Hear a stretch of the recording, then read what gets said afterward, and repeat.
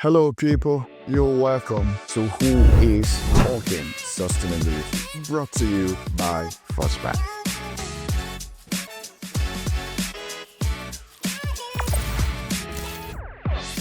For over 131 years, First Bank has continued to enable the giants in our stakeholders. Your success story is our success story. I am Ismail Omamegbe, the head of sustainability, media, and external relations for the First Bank Group. On this program, we would speak to sustainability champions in different spheres, such as NGOs, the academia, businesses, and of course, governmental agencies. The aim is to explore lasting solutions and harness opportunities of achieving and advancing sustainable economic growth, prosperity, and development in Nigeria and, of course, Africa. Welcome to another episode of Who is Talking Sustainability, brought to you by First Bank. I am Ismail Omamegbe, your host for the program. Today's episode is focused on unemployment challenge, building young entrepreneurs. In Nigeria, where the population is projected to reach about 375 million by 2050, unemployment poses a very significant challenge. This is especially amongst young people. Junior Achievement Nigeria is a non-for-profit organization that is dedicated to empowering young people to achieve economic success by enhancing the relevance of education. Junior Achievement Nigeria programs focus on key areas like financial literacy, work readiness, and entrepreneurship. And they're designed specifically to provide experiential learning opportunities and prepare the young people for professional lives. Today, I will be speaking with the Executive Director of Junior Achievement Nigeria, Ugonna Victor Achebe. This is to explore how the organization is addressing unemployment challenge by building young entrepreneurs. Ugonna Victor Achebe is a social entrepreneur and education specialist with over a decade of experience advancing youth development, financial literacy, and entrepreneurship education across Africa. As the Executive Director of Junior Achievement Nigeria, he leads innovative tech-driven programs that have empowered over 50,000 people. Ugonna holds a master's degree in education leadership, organization, and entrepreneurship from Harvard University and has previously held leadership roles at Leadership University and Nexford University.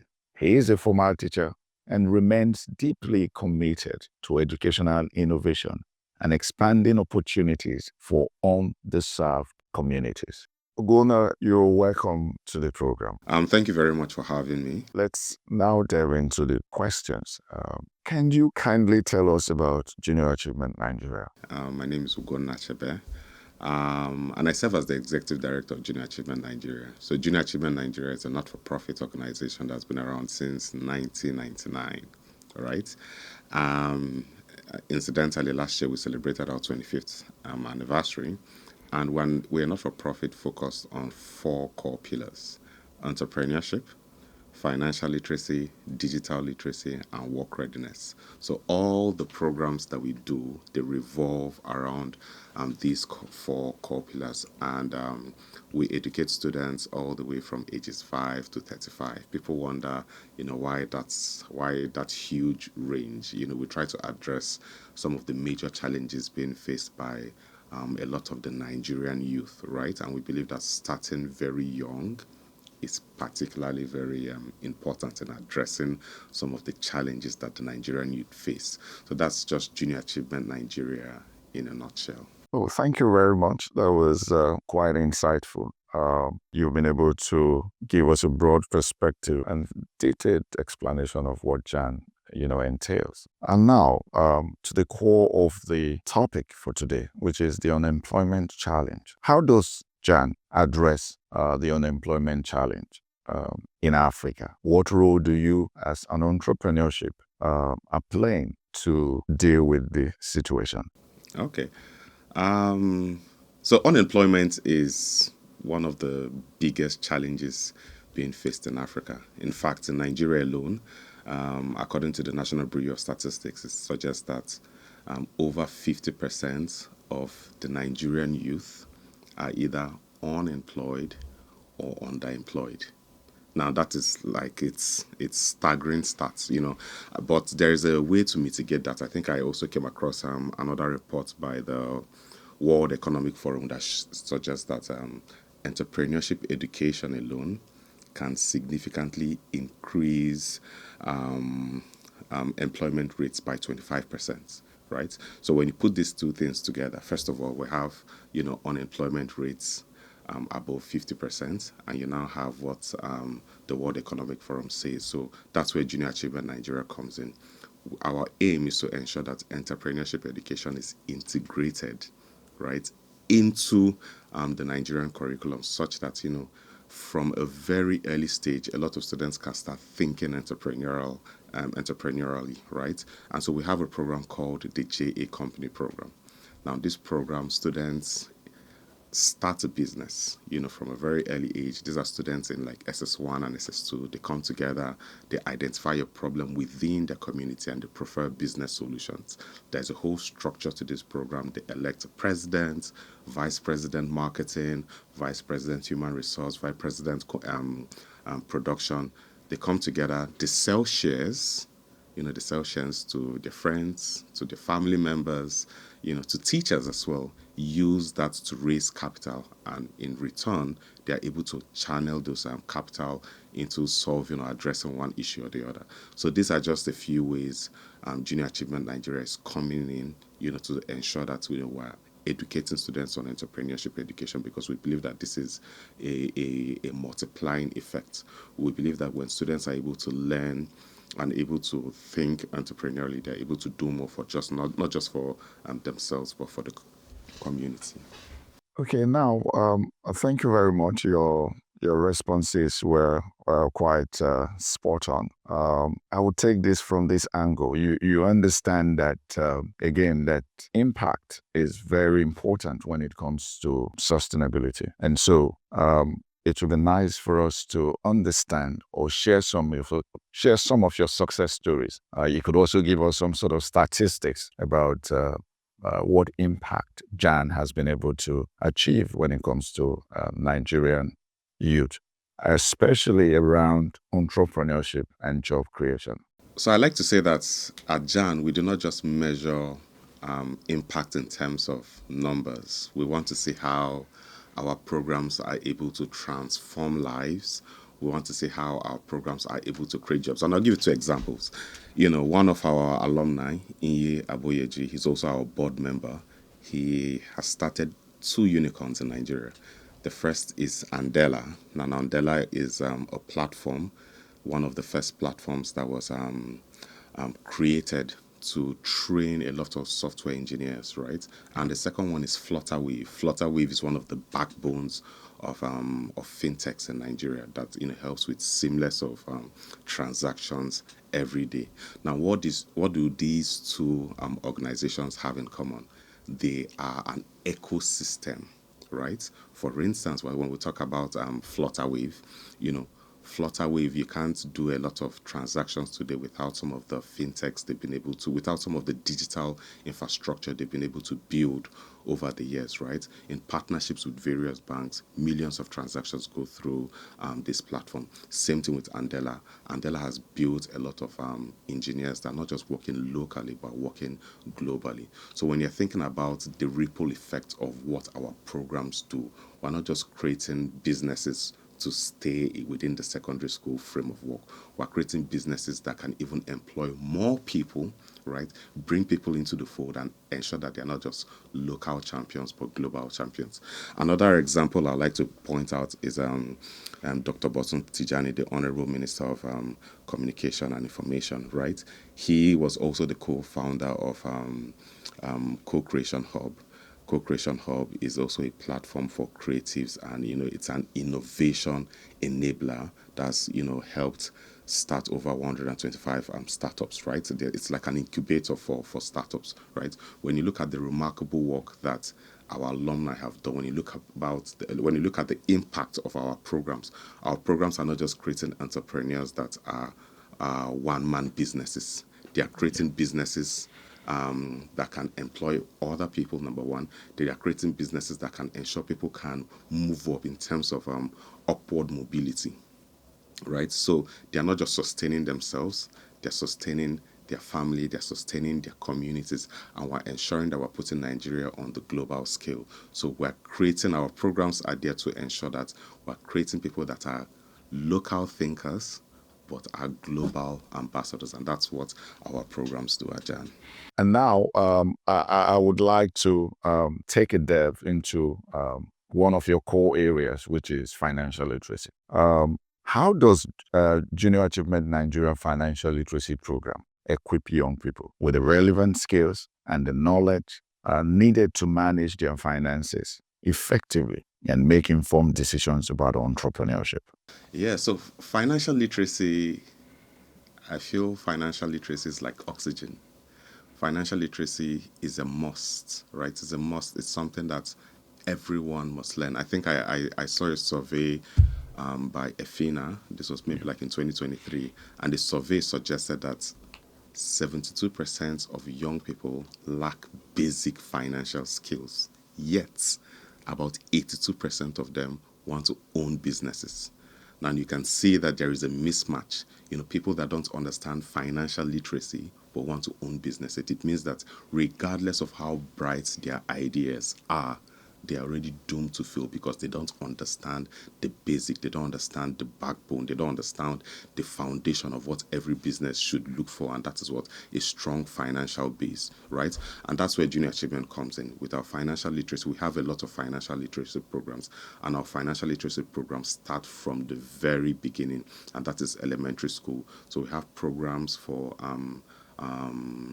junior elementary, right, all the way to secondary schools, university, and even out of schools, right?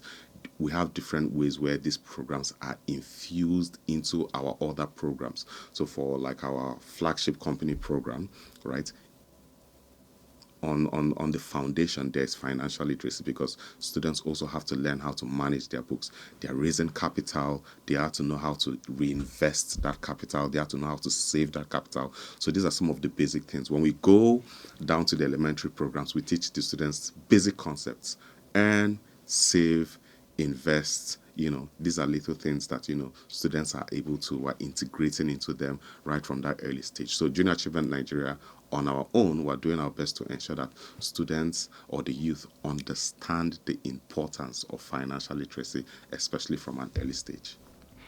Thank you very much.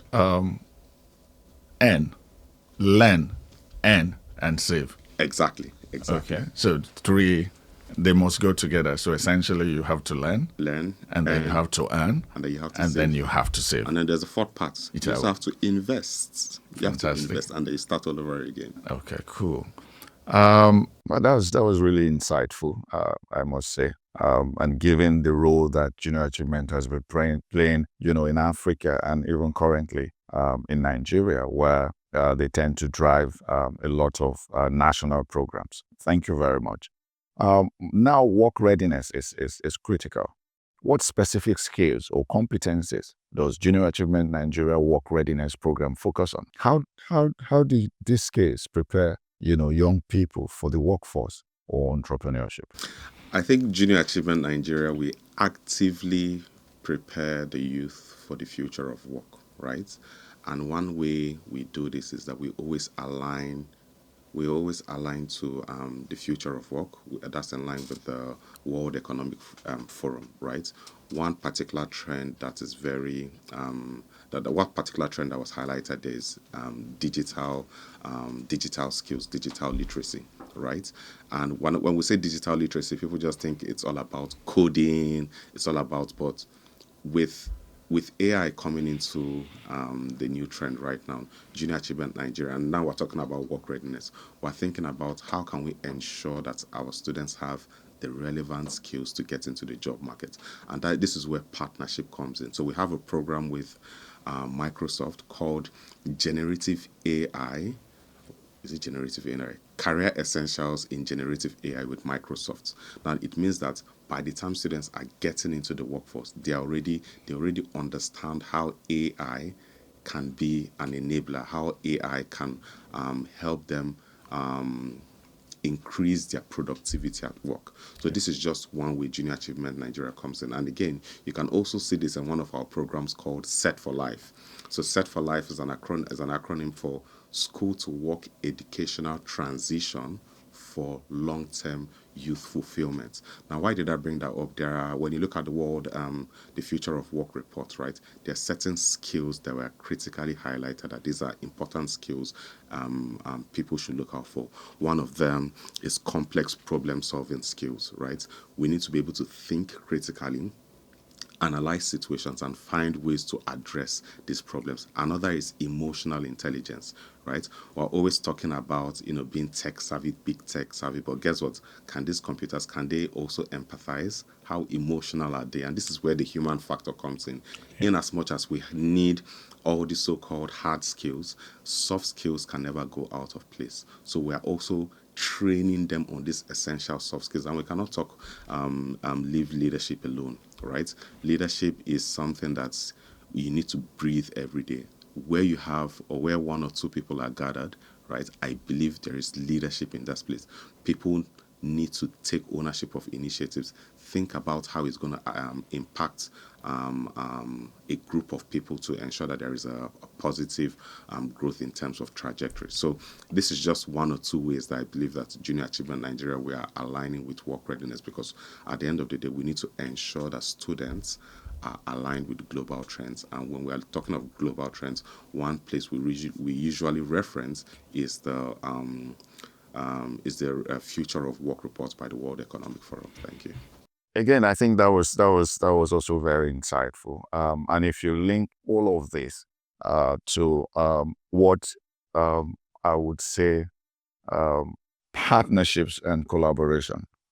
You look at the ecosystem of entrepreneurship, for example. We understand that in sustainability, work readiness, partnerships and collaborations are very critical when it comes to sustainability. You are unable to sustain any kind of initiative or programs if there are no partnership and collaborations. The challenges that are associated with the world problems are quite enormous. So we require partnership. So how does JAN collaborate with other organizations, government agencies, for example, or even the private sector companies to support the development of young entrepreneurs in Nigeria? Yeah, so when you talk about partnership, I like the way you put it, right? I believe that without partnerships you can't grow. Without partnerships you'll still be in that same cubicle trying to do your own stuff. And for you to grow, for you to have the impact that you plan to, right? Partnership is definitely important. And I think one essential partners that you need are the government, right? We work with a lot of schools around the country, right? And so we need the involvement of the Ministry of Education, right? And when we go down the line, you say that we engage a lot with a lot of state ministries, right? SUBEB, which is the Secondary Education Board, right? We engage with them and they give us access to a lot of the government schools to go implement our programs. Without the partnership with the government, I don't think we'll be able to have the impact that we've had.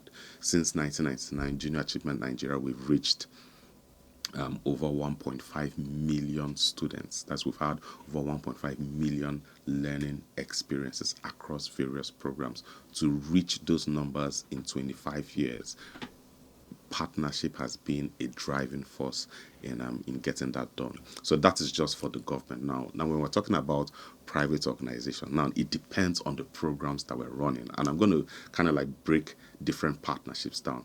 I kind of like talked about like digital partnerships. So we have partnerships with Microsoft, with Google, with Meta, and I believe I spoke briefly about the Microsoft partnership. I'll talk about the Meta partnership. So with the Meta partnership, we have a program called Safe Online, right? A lot of students are using Instagram, they're using Facebook, but how can we ensure that they remain safe while on the internet, right? This is where partnerships with all these tech giants come in to ensure that students have the right skills, the right knowledge to ensure that they're always safe. Now, speaking about our work readiness and entrepreneurship programs, we can't do it all alone, and that's where First Bank Nigeria comes in. For the past 2 decades, I believe, First Bank has been working closely with Junior Achievement Nigeria to ensure that all our entrepreneurship programs have the presence, have the funding that they need. We can see what's going on right now in the United States. They're cutting all the fundings for USAID, and it's affecting a lot of NGOs out there. And this is where local partnerships come in. The organizations First Bank comes in. We have the likes of Veraki. They always come in to support the work that we're doing. Without these partners, I don't think not-for-profits, not just Junior Achievement Nigeria, all not-for-profits, I don't think that we'll be able to have the kind of impact that we have in this country. Speaking about other NGOs, we also have other ecosystem leaders, right, that are playing in this sector. We have the likes of Leap Africa, Co-Creation Hub, Faith Foundation, Act Foundation. As a whole, we come together in various ways to support each other in implementing programs.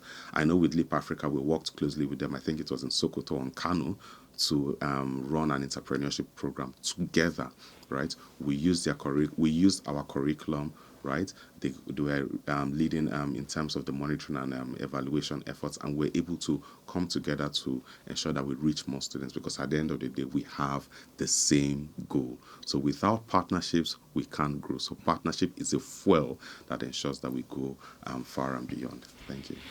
I think your response is quite, elaborate, and you gave us some sort of a broader insight into how you've been partnering across the ecosystem. Thank you very much. And then, of course, I think it is important to begin to look at there is nothing, especially programs, where you don't have challenges and opportunities. And so it would be nice for us to look at and delve into your biggest challenges in trying to deliver to these programs. What are the challenges that you face? And of course, embedded or side by side, when it comes to challenges, there are always opportunities. So what opportunities do you see for growth and expansion in the future?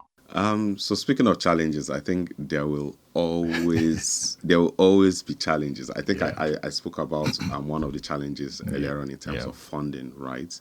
The funding that we used to see before, I think even COVID, with COVID happening, I believe that majority of the funding is also going towards like the health sector. This is now me speaking with some of my peers, and they feel like the education sector is kind of like being left out, right? Yeah. So funding is a very huge challenge that we see, right? A lot of local NGOs are highly dependent on international donors, right? With inflation skyrocketing, with what's going on in the Western world, funding is significantly decreasing. And so this is where an opportunity comes in. We need more organizations like First Bank to come in. We need more organizations, to come in and support organizations locally with local funds. At the end of the day, we have to grow ourselves, right? First Bank is already doing a lot of work. I can see the Spark project. They're reaching thousands of students, building a lot of infrastructure. So, which leads me to my next point. Accessibility and infrastructure. A lot of schools, when you go to government schools, you can see that they lack accessibility and infrastructure. And I'm going to break this down in two ways, right? Yeah. The schools may lack the infrastructure and the access, but the students may have the access. And when I say the access, they may have smart devices, right? Even in some schools, you might go to some schools and they may have probably a computer lab, but guess what? Those labs are always locked. So you can see that the problem is a bit tricky, right? So when it comes to access, there are some schools that they don't have the basic digital infrastructure, and that's where we need to come in, because at the end of the day, if we're thinking about the world going global, we need to think about how can we ensure that not just a group of people, but everybody's moving towards the same direction. I think it reminds me of the mobile phone. Before, when we had the telephones, right, a lot of individuals in Nigeria didn't really use the landline. Yeah. Right? But because of the advancement of technology, we kind of like leapfrogged a generation and moved straight into the mobile phones, right? And so a lot of people became connected, ensuring that a lot of banking the unbanked people. So because of that leapfrogging in technology, we had a lot of people coming into this new age, and that should be the same way that we should be able to leapfrog in terms of digital technology. We might not be able to build all those digital infrastructure right now. Yeah. We might be able to say, okay, can we provide these devices directly to the students? Which lead me to the third concern, right? When we provide these devices to the students, Yeah. do they have the essential guide that will be able to put them through as to these are the programs that you need? Because at the end of the day, every great person deserves a mentor, right? Students need to have that mentors to ensure that they're putting them in the right track, not the fact that, they get the devices and they're using it to do something else. So there still needs to be a lot of collaborations between the telcos, to ensure that as these devices are being provided, how can these students have free internet to ensure that they can always access the resources that they need to upskill themselves, here and there. So I know I talked about a few points, but funding is a huge challenge that we believe that a lot of NGOs, not just Jan, is going through, right? But we believe that when we have more local partners coming into this space, they can do remarkable work. The second is in terms of accessibility and infrastructure. We need to think about it differently, right? We need to think about how we can infuse more partnership. We need to leapfrog what we have. We cannot necessarily be doing what has been done. We need to think about it in a different way such that students can be anywhere and they can learn. They don't necessarily need to come to a stable place. But guess what? With the current situation that we're in, we've seen that schools are kind of like the only places where students can come together and have all these things available to them. So we can't still let that go. So we need more organizations to do what First Bank is doing, go into the schools, build digital infrastructures for them, provide all the necessary things, and then we need partnerships with the telcos to come in there and provide a lot of internet connectivity. And then the last thing I could say is in terms of the instability in the country, right? I saw on the news where I think the honorable minister, he mentioned that they had built like a digital hub. I think it was in Kano State, and before it was commissioned, they had already vandalized everything. So we cannot be building things and people don't even know the importance of these investments in their community. It's just like building roads and people are coming to destroy it, not knowing that, these roads are actually meant to improve livelihood. So there needs to be a re-education, and unlearning, learning and relearning for everybody to understand that all these investments that are being made by the private sector, by the public sector, by the non-governmental organizations, they are not just meant for one person, they are meant for the collective whole, and we all need to have that stakeholder investment in all these things that we're doing. So yeah.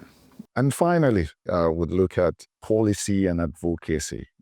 It is important we know that research shows that SMEs in Africa do encounter significant, challenges, especially in engaging with government agencies. Are there any policy or regulatory challenges that you believe would support the growth of entrepreneurship among young Nigerians? How does Junior Achievement Nigeria advocate for these changes? Okay, thank you for that question. Just thinking about it, let's keep it real, for instance. We know that the Nigeria policy roadblocks aren't just bureaucratic hurdles, right? They are actually economic emergencies, right? And I think one way Jan is trying to address these policies is infusing entrepreneurship education into the curriculum. And I'm not just talking about keeping it theoretical. I think we need to bring Shark Tank into the classroom. And for people that may not know Shark Tank is that US entrepreneurship show where people come to pitch to investors. So it's literally what we're doing with our company program. How can we ensure that programs like that, pragmatic, practical programs, are infused into the curriculum such that before you graduate from from high school, you should have gone through this entrepreneurship experience, because we're not just teaching you entrepreneurship skills, right? You're also learning how to work in teams. You're learning how to market. You're learning how to sell. You're learning how to manage people right? This is very practical. So I believe that we need to infuse entrepreneurship education into the classroom. By the time you're done with high school, you should have gone through that program. By the time you're done with the university again, you should go through that program. But it gets more interesting, right? By the time students are done through these programs, at the end of the day, there are exceptional programs. One of the major challenges we face is that we say that students sometimes they are not able to scale this idea to the next stage. And this is where you talk about policy, right? Can they get a certification straight out of high school, straight out of university that shows that this business is legit, through maybe I think it's called SMEDAN, right? Can they get a certification from them such that they can even pitch and get government contracts based on this on implementing this entrepreneurship program. The second thing I would like to talk about is by the time students are done with their research or their final paper in the university, there are so many remarkable ideas that just pack dust after they're done with that presentation. Yeah. Is there any way we can have like a $1 billion fund where by the time students are done with their so-called ideas, right, and we can see that these ideas are actually worth something, can they go tap into that fund, improve on that idea and make it into something tangible? In short, there should be like a bill or an act that suggests that anyone that can be able to bring forth their research idea will get like probably a tax write-off. They shouldn't be able to pay tax, because that's another way of incentivizing all this, in such that fresh minds in the university, they're doing all the research. Because even if you look at Western countries, you see that a lot of the top big companies, they go into universities, they fund their research to improve their products or to come up with something totally new.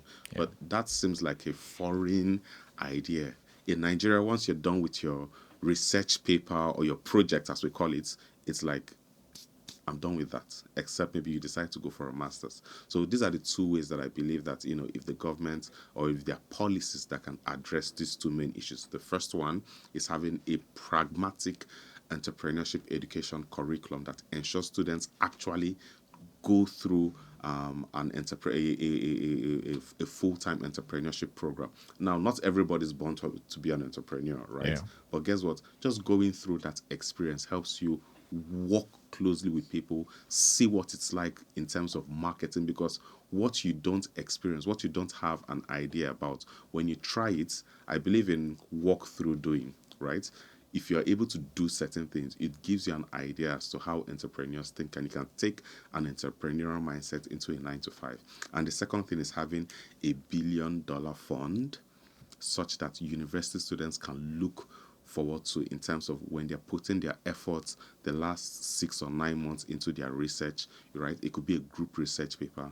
By the time they say that this is actually something worth fighting for, there is a lot of investments, and they know that we can go tap into this funding, and if we are able to ensure that this business thrive, we're going to receive a significant tax rebate. So these are two ways that I believe that we can have like a policy that can help address this unemployment crisis that we're currently having in the country.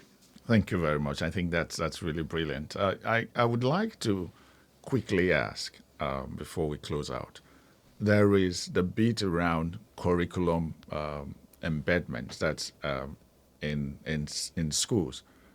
You talked about having one of the ways of getting maybe like a company program, for example, embedded into the curriculum. Is trying to embed it into the curriculum. How challenging has it been? Have you seen any progress?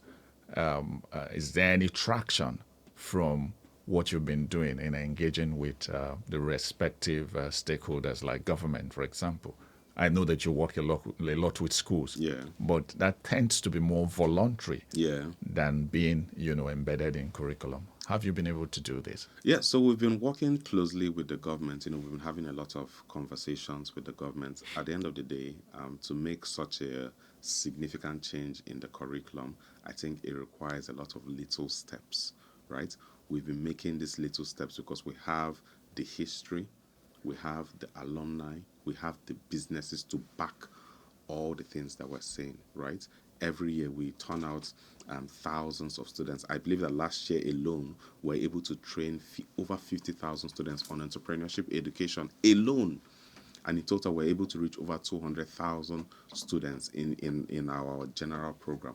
So if it's in terms of what is the impact of this program, we can prove how our programs are very important in terms of infusing the curriculum. But like I said, when you're working with the government, you have to work at their pace.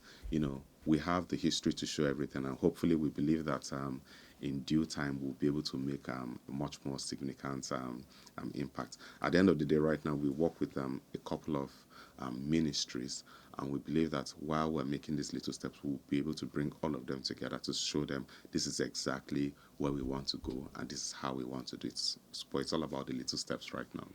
Well, thank you very much. And I think that from all the questions and the answers are quite insightful, I must say, from the challenges to opportunities to collaborations and partnerships and how you drive policy and advocacy. It is quite clear that Junior Achievement Nigeria is on the right path and has made a very tremendous impact. Thank you for being on the show today. Thank you very much. We do hope that you'll join me next time. Thank you very much. That is all we have on this episode of Who is Talking Sustainability. Thank you for being part of this, and join me for another exciting episode of Who is Talking Sustainability. I am Ismail Omamigbe. Thanks for watching.